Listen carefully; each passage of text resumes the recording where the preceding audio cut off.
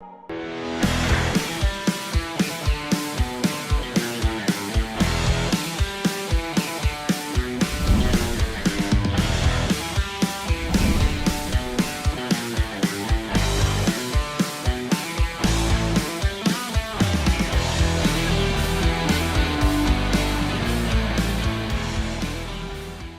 episode of IAB There is sponsored by T-Mobile Marketing Services. T-Mobile's Magenta marketing platform uses the power of mobility data to connect brands with their best customers. Combining high-quality data signals with premium digital environments, Magenta delivers actionable, engaging, and measurable experiences. Good afternoon and welcome to IAB There, our streaming show in which we connect the digital advertising ecosystem. My name is Zoe Soon and I'm VP of the Experience Center here at IAB. Today, I'm excited to speak with Luke Callis, VP of US Advertiser Solutions at Snap. We'll be discussing how rapidly AR is moving from hobby to utility. Let's bring Luke on. Hi, Luke. Thanks for joining us today. Hi, Zoe. Good to see you again. You too. Let's get right to it. There's a lot to cover today. We're all aware in 2020, AR really shone. We saw it provide real utility for consumers in a world where we had to be physically distanced. As a result of that, have you noticed a difference in the number of brands approaching you to try AR solutions? Yeah, I think first and foremost, there's no doubt that AR is simply about brand innovation anymore. It's really reached a point of brand proliferation. Mm-hmm. And before I dig deeper into that, I think it makes sense for me to just take a small step back to contextualize the Snapchat platform's audience. Every single day we reach 200 million Snapchatters logging in for 30 minutes, over 30 times. And the core of that audience is what we call the Snapchat generation. So it's made up of Gen Zs and millennials. And so what I think a lot of people don't realize is that that generation is 40% of the global population, and they have 4.4 trillion, that's trillion with a T, in spending power. So the brands love the audience, and I think AR, as it's proliferated, has really become another important part of the marketing mix. And so as COVID happened, what we saw at Snap was our AR usage skyrocket. So we now have over 200 million Snapchatters using augmented reality every single day. And so it transformed from a hobby in the last few years to being all about utility, as well as shared experiences. You think about all of us being in our homes for this long period of time, and we just couldn't get that hug, and we couldn't get that moment down at the local coffee shop. But a lot of people replaced that with augmented reality because you could have this really enjoyable moment of sharing experience together. Mm-hmm. For sure. And what are you seeing advertisers doing with AR? Like, what kind of solutions are people coming to you for? I think it's really interesting as you think about the marketing funnel. What we're seeing is that it's really a force multiplier for whatever you're trying to achieve. So it's really adroit at the top of the funnel in building brand awareness, as well as the bottom of the funnel and driving business outcomes. And so, a good example of that is when we see that you add augmented reality to our non-skippable 6-second commercials, brand awareness skyrockets. We also see that even when you add AR as a complement to linear. So a good example of this would be during the Super Bowl. We had the Super Bowl of AR on Snapchat, and one of the brands that participated was actually Uber Eats. And so when you're watching the Super Bowl, the Uber Eats commercial comes on, and if you don't remember, it happened to be about Wayne's World. You see Wayne and Garth, and you laugh, and you have this really funny moment of watching the commercial. Well, on Snapchat, I actually, in that moment, I opened it up and said to my wife, I said, "Wasn't that cool?" She said, "Yeah, that was really funny." I said, "Now you can become Wayne or Garth."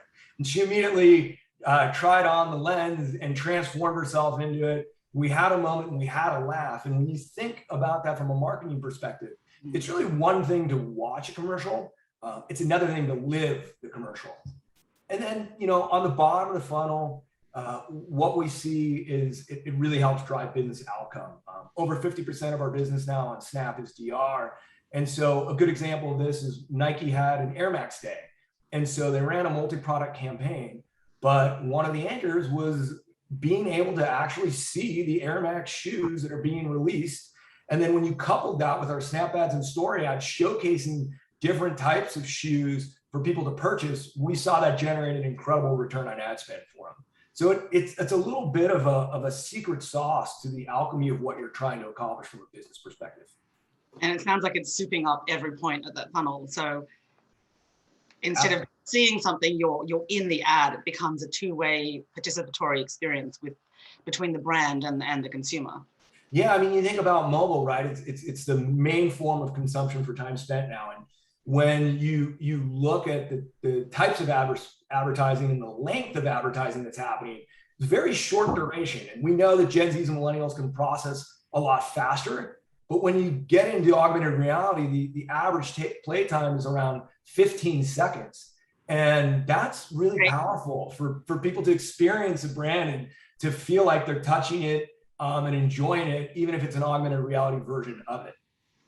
I think there's psychological studies being done where the more salient, the more senses that get involved and participate with these experiences, the more memorable they are. Right? Yeah, I think that the future is definitely going to be around the digital and the physical blending, and not in a scary AI future robot world, but in a really, really enjoyable aspect to be able to have that moment of experiencing what you want when you want it, and not always having to be at that location or being at a location and amplifying it through augmented reality. Definitely. So we know what brands are doing now. We're to continue on that thought of, that blurred line between physical and digital. Where do you see brands playing in the space? Where is this all going? It's actually very wide ranging at this point. You can buy augmented reality on Snapchat as a national takeover for a big product launch, or you can just buy it like reaching frequency through our business manager product. So what's happening is brands are experimenting, and some are very far down the line, and other ones are just beginning their journey. I would say when I'm thinking about COVID, there's been a lot of recent success in streaming, as I think we were all locked down, and we see the streaming wars going on. And then we've seen a lot of success in retail and in beauty, as well as e-commerce has grown more in the last 10 months than the last 10 years, as we know. So those are two good examples. And, to get really specific, one of my favorites in the streaming world was Loki. It's the show, when it launched as Disney Plus's largest show ever.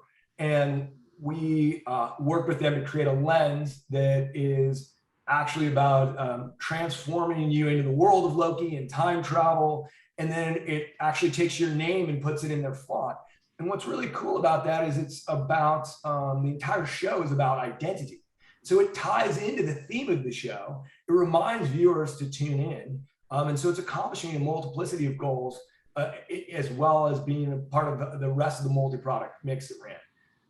And then when you move into shopping, it's a little bit more utility and experience. We know that 87% of Snapchatters like to try on gear through augmented reality. And so we ran a campaign with Maybelline mascara. And you think about the pre-COVID world where you go in and you actually try it on at the counter, and now you kind of shudder at like sharing a product with somebody right after everything we've been through. Yeah. And so, but you don't have to do that anymore. You can try on 10 or 15 different colors and have it actually on your face. So then when you click the button to actually order, you know what you're getting and you've made an informed decision because it's very lifelike at this stage. Yeah, and I think we chatted about this earlier. We're seeing brands having better results in terms of returns because people are having more fidelity in looking at and trying products before buying them, as opposed to just looking at a static image on a website. Yeah, I think that's one of the hidden benefits. There's been a lot of data that actually came out in the last week around obviously e-commerce was booming, but you hit the nail on the head, right? It's about these returns. People just order, if you can't try it on, I'm going to order 4. Right, exactly. And then they're going to return 3 of them. And there's a cost, obviously, to each of the advertisers. And so the fact that we can help mitigate some of that and increase their margins, as well as just drive the actual sale through, I think is a really powerful differentiator for augmented reality. And I think the other one that is a nice differentiator is that the consumer also becomes like the brand ambassador, because they're putting their stamp onto a brand experience. So it's sort of personalized by default. Yeah, and going back into all the data, all of the current data shows that the most influential people in your life are your actual friends and families. I know everybody talks about influencers, and I think there's an important role for them to play, but the most influential people are your friends and your family. And so our core mission, we're having our 10-year anniversary this year at Snap, has always been to connect friends and family.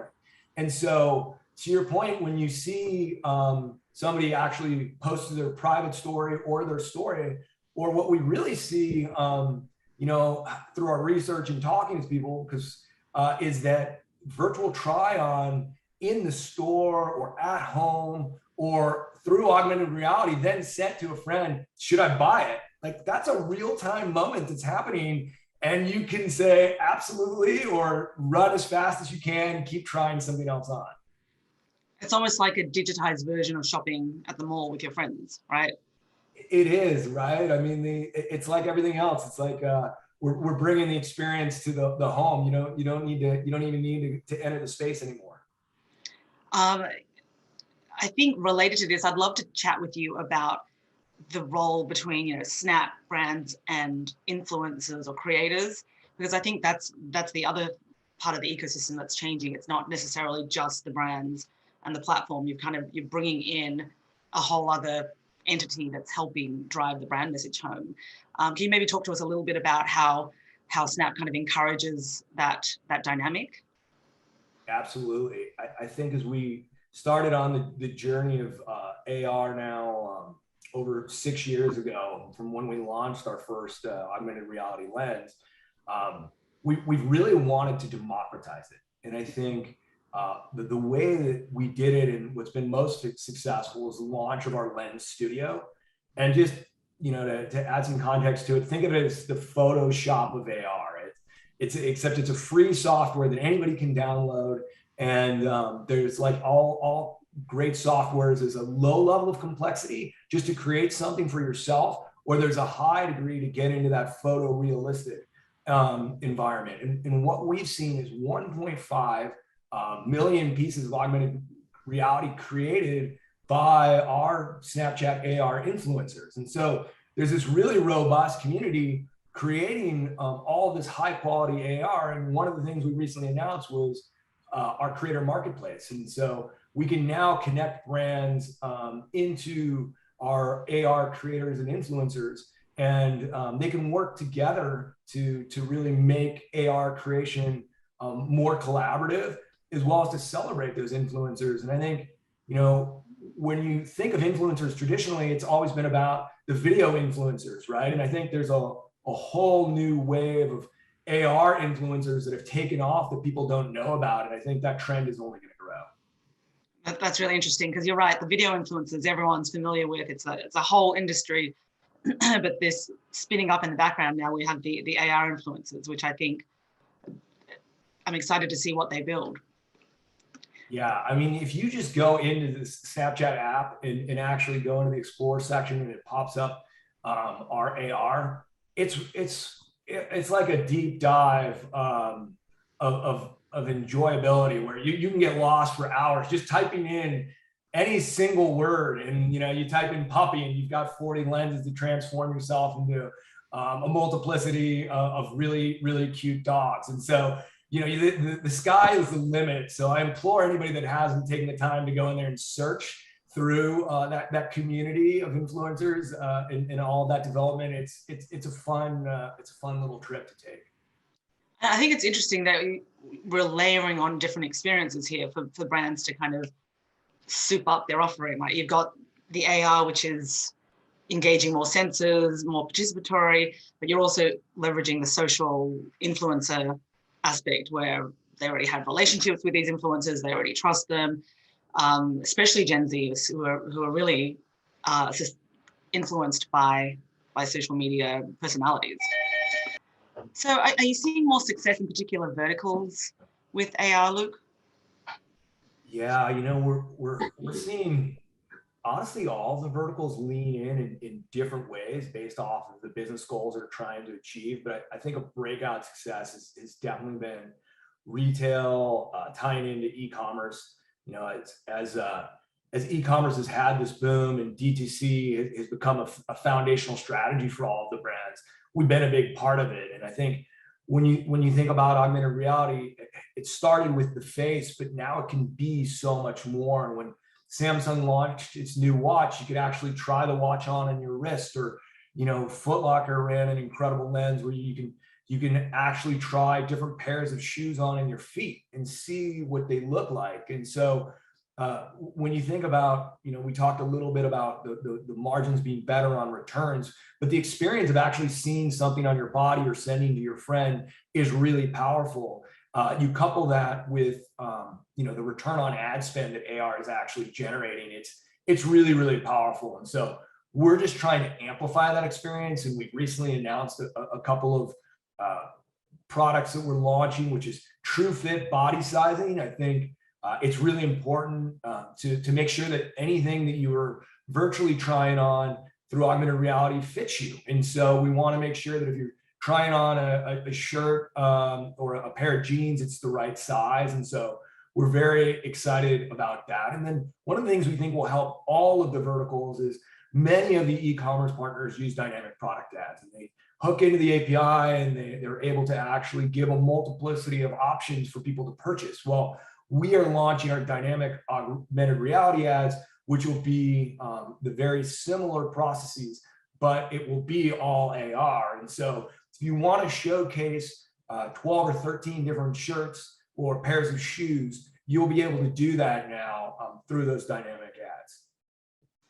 Yeah, amazing. I can't get over the dynamic body sizing where you can just immediately see something on without having to actually go into a change room.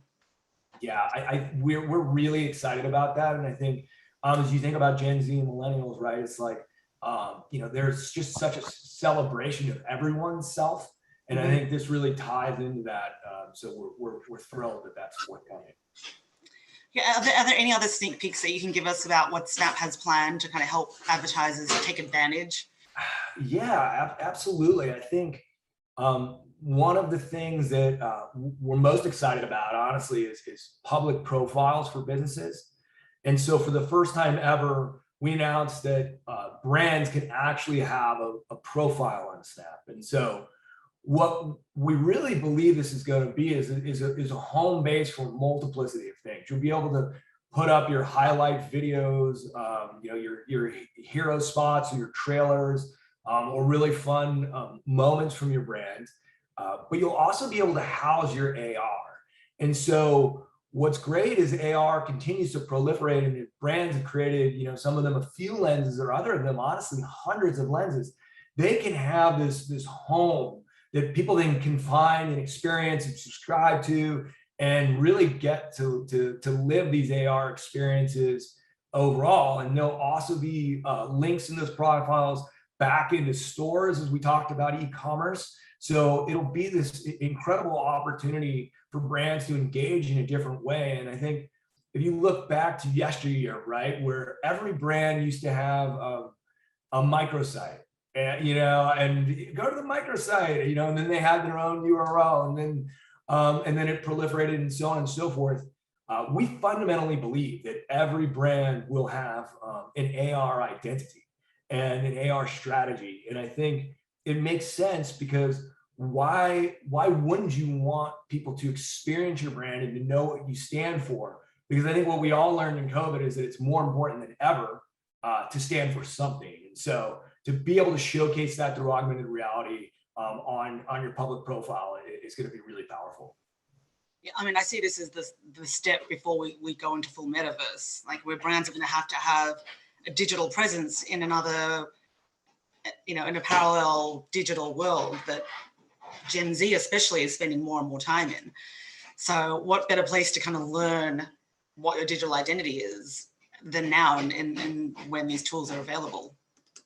Yeah, I think, I feel like the metaverse is sort of almost eating the real verse lately in all the press and media publications. And I think it ties into what I was talking about a little bit earlier is I don't think we're all going to be virtual avatars, but I do think that we're just going to see the opportunity for people to live and experience in the real world, in the digital world, become really robust. And then, like everything else, it'll be like, what is your interest? What is your hobby? And how can I understand this experience that's right for me? Sure. Kind of going down that vein of Futureverse, what's your prediction for AR? Like, we're seeing amazing things right now, and it's definitely scaled, and we're there. Where is this all going? I personally believe that AR is going to become another advertising bucket. And so when you think about the online video bucket getting stood up, and we obviously have the programmatic and social bucket, I think AR is going to move from innovation into a bucket and a strategy, just due to the full force of business outcomes it can drive. So that's going to slowly happen over time. I think it was the year of mobile for 20 years until mobile became a strategy, and so I think we're going to see AR move into that larger level of importance from a spend perspective at the advertiser level. I think in the short term, we're really going to see a strong back half of augmented reality this year. What happened during COVID was many of the marketers shifted their budgets to direct response because everybody was at home. When you think about the brand messages that we received, it was a lot of, I'm here for you, we're here for you, we've always been here, this is what we stand for. But it was a finite amount of creative messaging that they could put forth just due to the situation that we were all in. And I really believe there's going to be a creative boom happening in the back half of this year and into next year, whereas brands will want to be a part of the next normal. They'll want to be a part of your experience of reemerging, whatever your own personal timeline is or your city's timeline is. And so when you think about creating experiences and creating utility, we think AR is really going to be a part of that. And so I think that's what we're going to see this year. And then as you look into the next few years, I think with the proliferation of 5G through all of the telecoms, many people think that means faster video load times. They're already pretty fast. What we think it means is really, really fast file size download for augmented reality to get us into photorealistic environments wherever you may be. And so that could be everything from on my directions walking down the street to having an AR overlay of like where I should be making a right, to taking a piece of furniture and putting it behind me and layering it into this room so I can see is it the right piece of furniture. I won't need to be on the strongest bandwidth possible. I'll be able to do that on my phone. So I think the future is very bright, and we're just at the beginning of the journey of what's going to be a really, really exciting time for everyone.